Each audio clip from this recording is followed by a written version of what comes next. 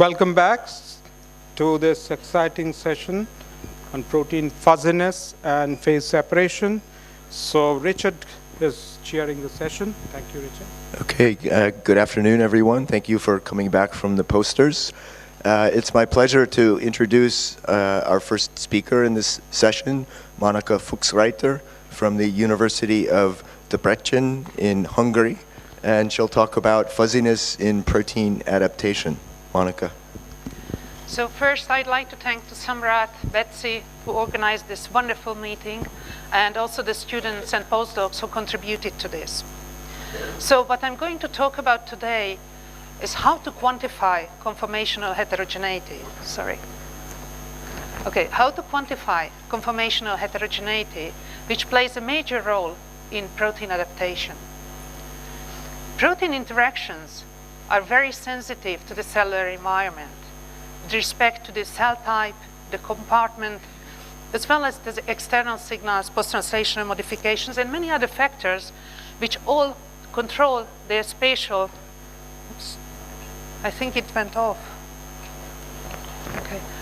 which all control their spatial and temporal characteristics, as well as determine their biological output. So what I'm interested in are the decision-making mechanisms behind this protein adaptation. Also, what are the structural bases for this? And I'm also intrigued by whether this kind of decision-making mechanism could be regulated themselves.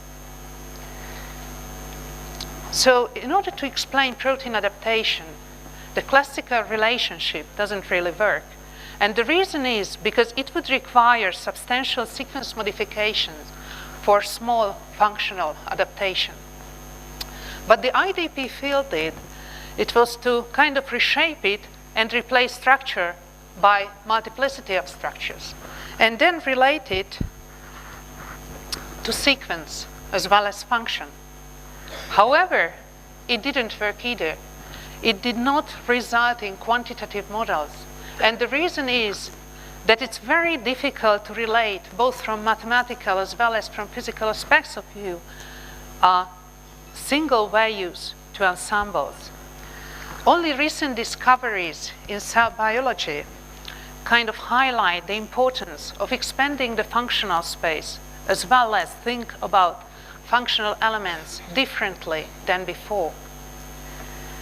So in order to establish a new view, first we have to lay down the conceptual framework, which means that we need to define the functional elements, the interaction elements rigorously. Then we need to quantify our structural model. And then obviously, we need to test how it works in cells.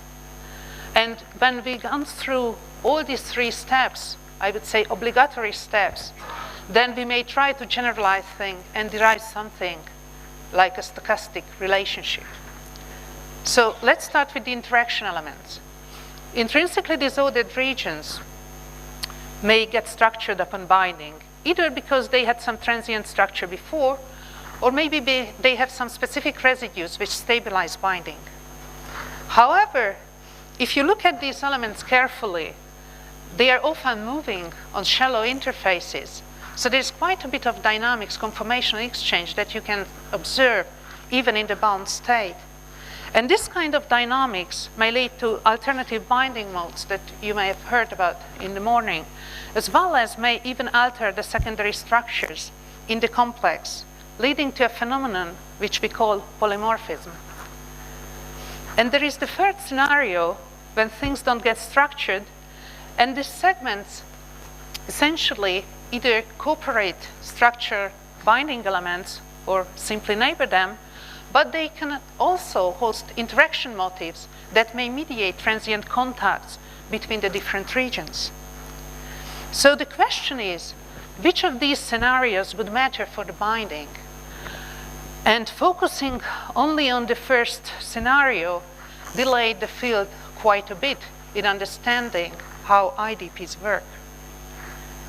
So in order to kind of educate on the other possibilities, we assembled a dataset of proteins where structural heterogeneity was observed in the bound state, either in the form of alternatively folded states or as a form of dynamic disorder. And at the same time, we had experimental evidence on a well-defined functional impact of these regions. In other words, this was a data set where we could relate structural heterogeneity in these protein assemblies to their functional diversity. And what I mean by a functional impact is that these conformationally heterogeneous regions, if they were mutated, truncated, or even deleted, they had a measurable effect on the respective function of the assembly, which could be specificity, affinity, and many other activities, even regulatory features. So a very simple way to think about this is to imagine coexisting substates, because this is what we have when we have heterogeneous ensembles. Each of them are associated with a given interaction pattern. Each of these colorful dots correspond to an interaction. And when you overlay them, you get a bunch of dots, out of which some of them are redundant, and some of them are unique to given substates, and these could be triggered by the context. So if you think about the conformational landscape of the binding in these cases, you go from the rugged energy landscape of the free form to a rugged energy landscape in the bound form, but you don't get just one state. You may get several ones corresponding to different functions, which may be active under different conditions. The conversion between these landscapes indeed results in adaptive structural transitions that we may often observe. There were various cases when we could keep track of this, when these adaptive transitions were related to conformational heterogeneity, such as in tissue-specific splicing rewiring protein interaction network, or enabling conditional cooperativity of transcriptional factors via allosteric switches, which you also heard about this morning, as well as many different kinds of regulatory mechanisms leading to higher order protein assemblies. But the point is that we do not only know that it happens, that adaptive transitions are related to conformational heterogeneity, but we also know how it does happen. And the mechanisms I'm presenting here are based on rigid biophysical measurements. So the transient interactions, which are actually mediated by these heterogeneous regions, may increase local concentration of given segments, may give rise to allosteric effects by modulating conformational entropy, or promote autoinhibitory state, or providing competent conformations. There could be many different possibilities, and all of them are discussed in the database, so you may use it for education. So the first point is that structural heterogeneity could be maintained in protein assemblies in a way that it impacts biological functions via well-defined mechanisms. This kind of function-related conformational heterogeneity we call fuzziness. And this is used in a mathematical sense. Okay, the next step is to quantify or structural model. And as you see here, even if you take the kind of most static assemblies, all three of the scenarios are represented here. So the question is how to derive them from sequence. If we apply disorder predictions on disorder in a bound state, the results are rather disappointing. And we tried other predictors with other limits, the results are the same. And the reason is that context really matters. And if you look at the propensity of fuzzy regions versus the propensity of disordered regions on experimental data, you don't see much correlation. Now let's try order in the bound state. There are a few algorithms available, but again, you may not be very happy with the results. And the reason is that these algorithms suffer a number of conceptual as well as technical problems. And just pointing out the main one, that most of them are based on peptide protein complexes rather than complexes of full proteins, which means that they are ignoring the context. So the real problem here is, again, that ignoring the context would mislead you about the structural properties. So what we need to do then is pretty simple. Just take the context into account and think about why certain regions are distinguished for stable binding versus others are kind of more transient binding. And if we take this into account, using very simple parameters, we will be able to distinguish between regions that will undergo disorder to order transition and those that remain disordered in bound state. And the parameters that we use for this, although could be obtained from fancy machine learning algorithms, but in a kind of funny way, they exactly match my intuition, something that was coming up from the computer algorithm. And these functions could significantly differentiate between, again, disorder to order regions and regions that remain heterogeneous. So how good we are in these predictions? Obviously, we are very good on FuzDB, but we put under kind of a harder probe. So we did a cross-validation. We developed the function on FuzDB, of course on a small training set, but then applied this function on a data set of proteins that we derived from PDB with conformational heterogeneity, very carefully annotated data set. I don't have time to go into details how we annotated it. It was a very careful data set. And then we did the opposite. We derived the function from the PDB training set applied on FuzDB. And you see the performance in both cases were pretty good and pretty similar, kind of suggesting that the structural heterogeneity that we try to compute here is a kind of universal property and doesn't really depend on the degree of disorder of these complexes. Then we did another cross-validation. We tried our technique on these peptide protein complexes which were used as test set of the other methodologies. And we got kind of similar performance, slightly better, but I would say complexes which are again based on full protein complexes. And you see a dramatic difference here.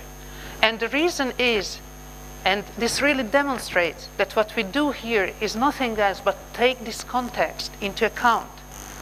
And where this context would really matter, well, this is the cellular environment. Paola Picotti from ETH published results recently that about 47% of disordered protein may exhibit some kind of folded characteristics. And what we obtain on this same data set is a very comparable number for ID proteins equipped with regions which will undergo disorder to order transition. That kind of suggests that the contextual effects that we are computing here are fairly similar to those that are present in cells. And one more note about these contextual effects. We tend to forget, at least often tend to forget, that some regions may have UL characteristics, remain dynamic in some complexes, and get structured in others. For example, GSK3 can be inhibited in different pathway. In the Wnt pathway, the N-terminal region is dynamic, whereas in the insulin pathway, the N-terminal region gets phosphorylated and stabilized upon binding and then blocks the active site. So what is the intrinsic conformational property of these kind of dual nature regions? But you may expect kind of intuitively that they would be lying somewhere between disorder to disorder regions and disorder to order regions. And here we only used complexes where we had experimental information on the monomer state. But if we include protein, let's say, phosphorylation switches and many other regions which actually change character within the complex, then these p-values become much more significant, but obviously we get the same result here. So the second point is that this function-related conformational heterogeneity is a context-dependent feature. And if we take that into account, then fuzziness could be quantified. Okay, then we got our cake. So we have our technique. So let's taste it. Let's try to probe it in vivo. Because of my long-term interest in higher order protein organizations, we tried to choose a model system along these lines. Recently, we pointed out with Hao Wu that fuzziness plays a major role in the organization of all these different kinds of assemblies, starting from very static state to very dynamic state, but including many other intermediate states. So our model system plays a role in the innate immunity. This is the RIG1 pathway, when RIG1 is responsible to recognize viral RNA, and when it binds to it, it starts to polymerize. Now, the polymerized RIG1 nucleates the mitochondrial antiviral signaling protein, and the aggregated MAFs will interact with different trap proteins that will activate the NF-kappa B or the IRF3 pathways. But we were intrigued by that this kind of aggregation is absolutely necessary for signaling, and we wanted to understand this connection. Well, we know the structure of the aggregate. It's a prion-like assembly, which is made of, it's like a helical assembly, which is made of the CAR domains. If you look at the other sequence parts, you see that the trough sites are flanked by disorder-to-order regions. And then we reasoned, based on the analysis of many higher-order structures, that these disorder-to-order regions may mediate some kind of interaction between the CAR domain and the trough site in a way that it generates an autoinhibited state. And if this is the case, then aggregation might be needed just to relieve autoinhibition. So in other words, if CAR is engaged with homotypic interaction with other CAR domains, then the trough sites get deliberated and available for interactions. But to test this, what we need to do is to delete the disorder-to-order regions alone and in combination. And the hypothesis was that if we delete them, we should somehow increase signaling. And this was indeed the case. Well, we had a bit of trouble to produce a MAF-scale cell line. We used CRISPR-Cas9 technique for that. And then we transfected our variants into this cell line. And as you may see readily, when we started to delete these disorder-to-order regions, we increased signaling, immediately telling us that there is autoinhibition going on in the presence of them. Obviously, they did not contribute equally to this effect. So the first one made the largest contribution. The third one also had a considerable, whereas the second one was kind of an enigmatic. So the first conclusion is that disorder-to-order regions indeed contribute to autoinhibition. Now, what about aggregation? Well, here THT wouldn't work because this is a helical aggregate. So we use another technique which is called SDDH. And here what you need to watch is kind of a smear that would indicate an aggregate. It is frequently used for these immunological aggregates. And as you may see here, when you delete the first disorder-to-order region, aggregation essentially disappears or at least significantly decreases. And this is similar to lesser extent when you delete the third one. Obviously, we will validate it by analytical ultracentrifuge, but this experiment already indicates that deletion of this disorder-to-order region decreases aggregation. Now, having a direct evidence on the relationship between this decreased aggregation and signaling, we produced a mutant which was known to be an aggregation defective mutant in the Y type, which had no signaling at all. So if we made the same mutation in our variants, then you can see that we still observed considerable signaling when we deleted the disorder-to-order regions, at least the first and the third one, which were kind of most effective for the autoinhibitory state. So this tells us that decreasing autoinhibition improves signaling even in the absence of the aggregation. So we have two cases here. In the first case, when we have all the disorder-to-order region present, we have an autoinhibitory form, and you need aggregation essentially for signaling to deliberate the trough sites. But if you kick this out and you kind of relieve the autoinhibitory state, then you may expose the trough site in the absence of the aggregation. Well, I don't have time to go into the details of other experiments that we are running in the lab and which kind of all support that our predictions work pretty well. But let me highlight only one of them. When we engineered cell differentiation for muscle cells, And here you see different stages along differentiation from myoblast to myotubes. And the difference between these pictures, that they were generated with variants, with altered degrees of fuzziness. So the reason why I'm mentioning these experiments, that in these cases, we did not cut out anything. We just engineered the degrees of fuzziness based on our predictions and had a considerable change in the speed of differentiation that can be quantified. Of course, it could be pinned down to protein interaction and alter expression of regulatory factors and so on, but I don't want to detail this experiment. The point I want to make here is that based on all these experiments, the take-home message is first that chocolate cake is good, especially if the ingredients are good. That means that we have a prediction algorithm now which seems to produce effects that could be observed in cells.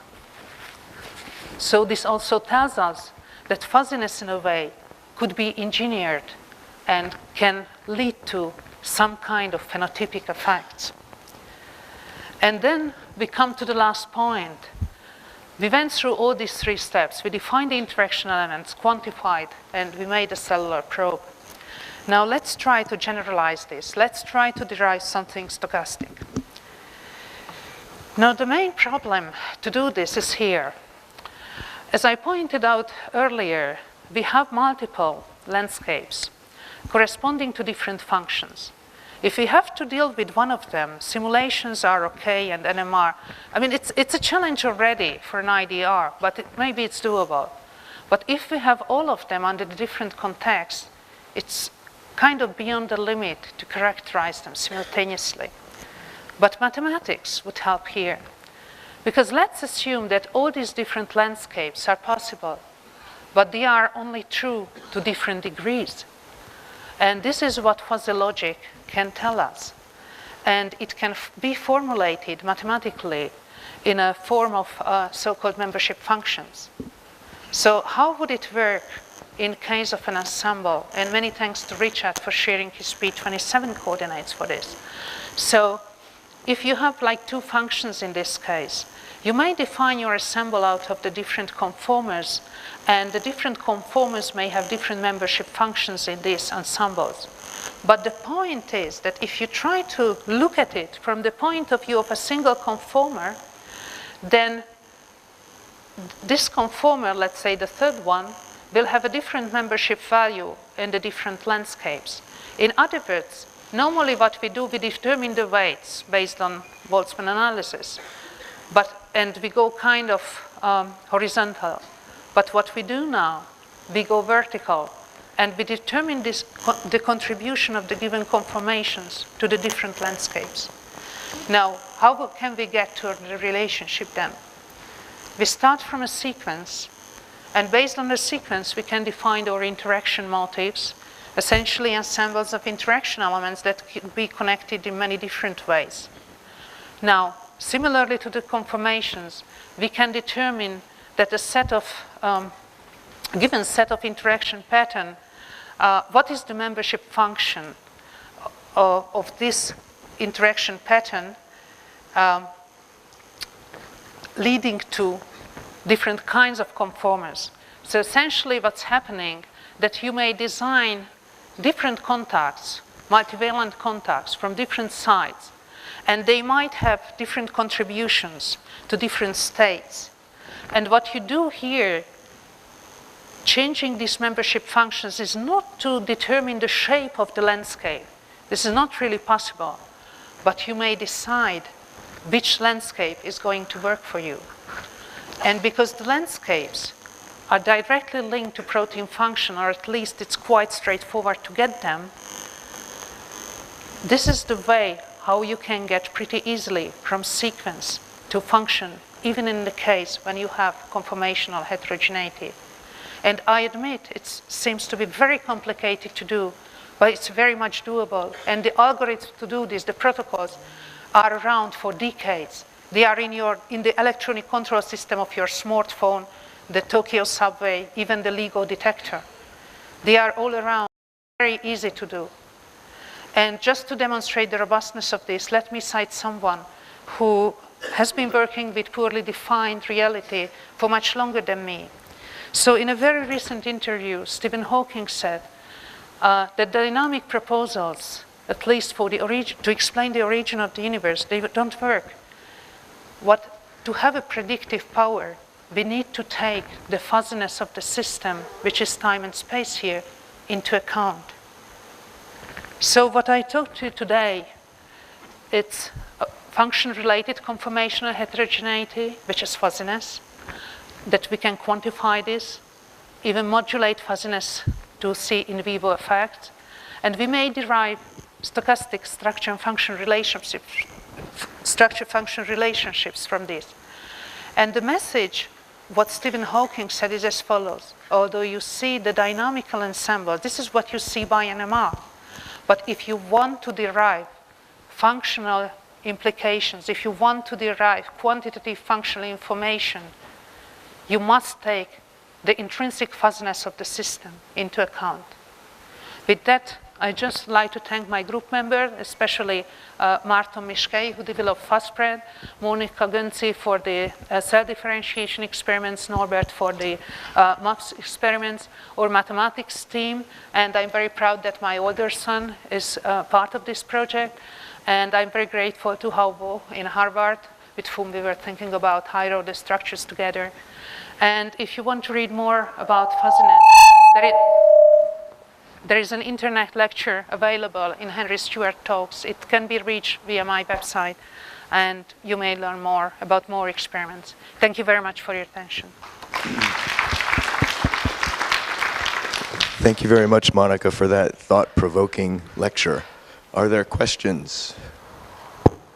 So does this give a per residue fuzziness score, which then guides you to the regions you want to mutagenize or delete in testing function? Okay, first of all, I need to apologize that I did not expose all the details, but this work is under review. But what we do actually is to use 3 simple physical-chemical parameters for this. And what we obtain is the estimation of the degree of conformational heterogeneity in the bound state per residue. But we do this calculation essentially not on a residue basis, on a regional basis. This is different than others. So that means that even though at the end we will pin it down to residues, but it will be derived from kind of a regional information. I think it's very important because the context is important. So based on that, you may design single mutations, and you can probe by the predictor whether you can get single mutation effect. And the point I'd like to make here is as follows. Normally, these other predictions are not very sensitive to single mutations, in contrast to this one.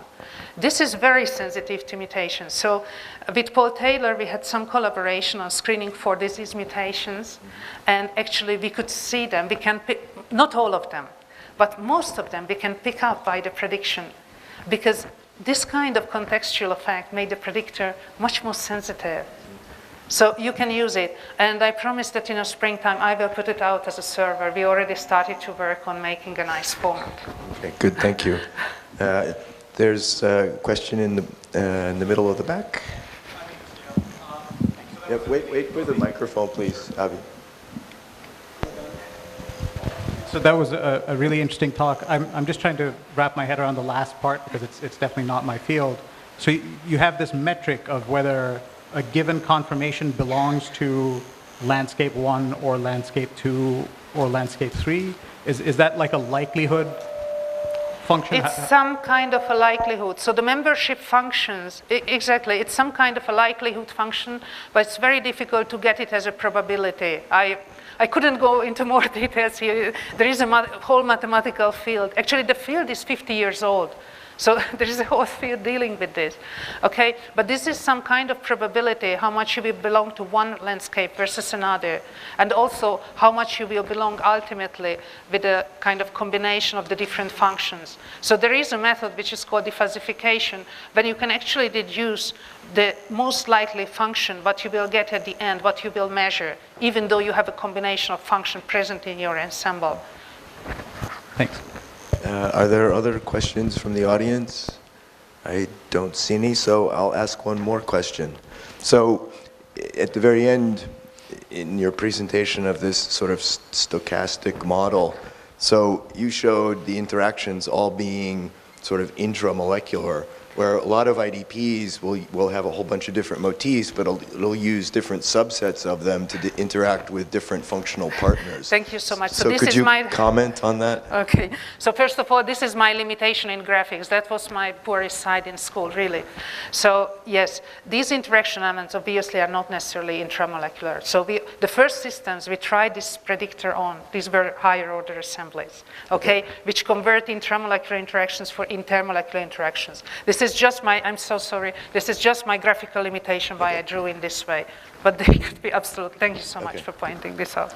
Okay, so one last chance for the audience. Any questions? Any more questions? If not, join me in thanking Monika again for a very interesting lecture.